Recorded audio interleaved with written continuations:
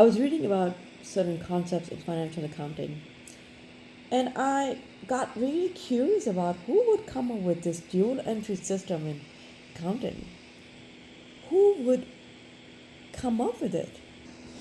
And the only reason I looked it up is because of how these zeros are placed.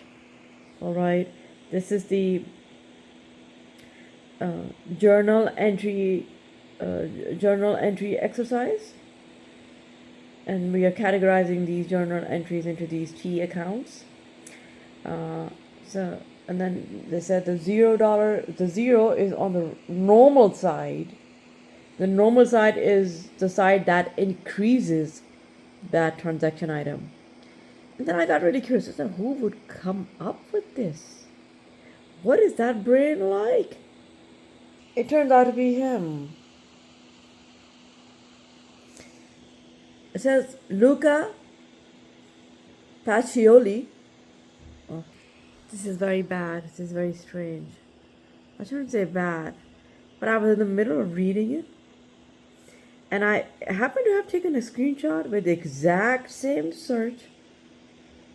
This was my search, all right? This is how I spelled everything. And I had taken a screenshot already.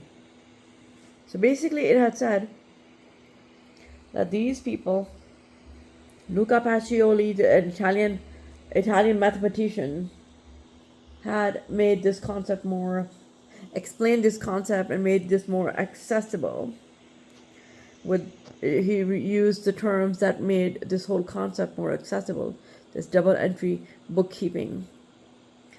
But then these concepts came from earlier works of Al-Khwarizmi. All right, Al-Khwarizmi is a name that I obviously remember from my childhood. But no way, these people could think that far, that deep. Those brains were physically different. Here's a proof that I had already taken a screenshot with the exact same search. And here's what it had shown. It says, Luca Pacioli, an Italian mathematician, and there's another gentleman credited with formalizing and popularizing the double entry accounting system. And their book was published in 1494. And the practice itself existed earlier among Italian merchants, with earlier concepts possibly from Arab scholars like Al-Khwarizmi. Pacioli is known as the father of accounting. Made the system accessible, defining key terms like debits and credits, and laying the groundwork for modern finance. No way.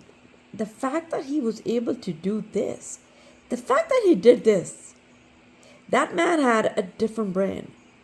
It was physically structured differently. He did not invent the idea, and that's fine. But he codified it into a clear, teachable method, including the use of journals and ledgers, making it widely adopted.